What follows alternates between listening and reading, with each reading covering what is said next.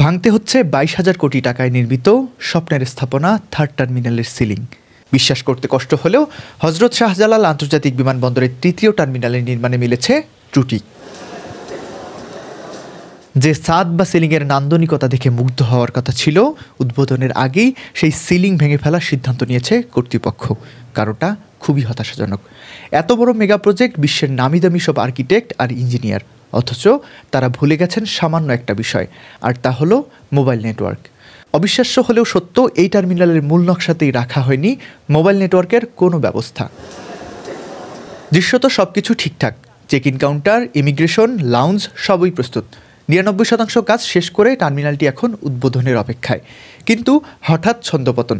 বিবেচকের কর্মকর্তারা আবিষ্কার করলেন, ভবনের ভেতরে ঢুকলে মোবাইল ফোনে কোনো নেটওয়ার্ক পাওয়া যাচ্ছে না।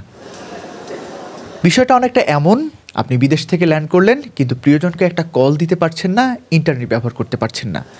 21 শতাব্দীতে দাঁড়িয়ে এমন একটি স্মার্ট টার্মিনাল কি কল্পনা করা যায়? অথচ এই 21,000 কোটি টাকার প্রকল্পে ঠিক এই সিলি মিস্টেক বা ছোট ভুলটি হয়েছে। স্থপতি রোহানি বাহরিনের বিশ্বমানের নকশায় ইনবিল্ট সলিউশন বা নেটওয়ার্কের তার টানার কোনো জায়গা রাখা হয়নি। ভুল যখন ধরা পড়ল তখন অনেক দেরি হয়ে গেছে। গত নভেম্বর মাসে বেবিচকের জরুরি বোর্ড সভায় বিষয়টি নিয়ে রীতিমতো তোলপাড় শুরু হয়। প্রকৌশলীরা জানান, এখন নেটওয়ার্ক বসাতে হলে এই নান্দনিক সিলিং ভাঙা ছাড়া আর কোনো বিকল্প পথ নেই। কর্মকর্তারা বলছেন, সিলিংয়ের ভেতর দিয়ে তার এবং যন্ত্রপাতি না বসালে পুরো টার্মিনালটি একটি নেটওয়ার্ক বিচ্ছিন্ন দ্বীপে পরিণত হবে। কিন্তু এই ভাঙা গড়ার খেলায় মাসুল দিতে হবে চড়া দামে। একে তো নষ্ট হবে টার্মিনালের অরিজিনাল ফিনিশিং এবং সৌন্দর্য, তার উপর গচ্ছা যাবে সরকারের কোটি কোটি টাকা। জনগণের ট্যাক্সের টাকায় বানানোর প্রকল্পে এমন পরিকল্পনাহীনতা সত্যিই হতাশাজনক। সমস্যার সমাধান খুঁজতে যখন মোবাইল অপারেটরদের ডাকা হলো, তখন তৈরি হলো আরেক জটিলতা। গ্রামীণফোন, রবি ও বাংলালিংক স্পষ্ট জানিয়ে দিল তারা শুধু জায়গার ভাড়া দিতে রাজি, কিন্তু আয়ের কোনো ভাগ বা রাজস্ব শেয়ারিং তারা বিবেচককে দেবে না। সংকট যখন চরমে, তখন ত্রাতা হয়ে এগিয়ে এলো সরকারি অপারেটর টেলিটক। সিদ্ধান্ত হয়েছে, টেলিটকই সিলিং ভেঙে নেটওয়ার্ক বসাবে এবং অন্য অপারেটরদের এই নেটওয়ার্কে যুক্ত করবে। বিনিময়ে আয়ের একটি অংশ তারা বিবেচককে দেবে।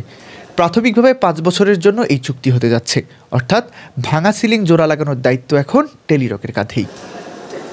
কথা ছিল চলতি মাসেই বা নির্বাচনের আগেই পর্দা উঠবে এই স্বপ্নের টার্মিনালে, কিন্তু সিলিং ভাঙা ও মেরামতের এই নতুন ঝামেলার কারণে উদ্বোধন কিছুটা পেছাতে পারে।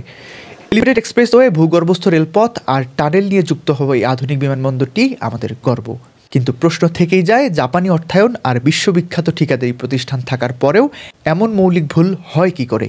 22,000 কোটি টাকার এই প্রকল্পে সিলিং হয়তো মেরামত করা যাবে, কিন্তু পরিকল্পনার এই ফাটল কি আদৌ মেরামত করা সম্ভব?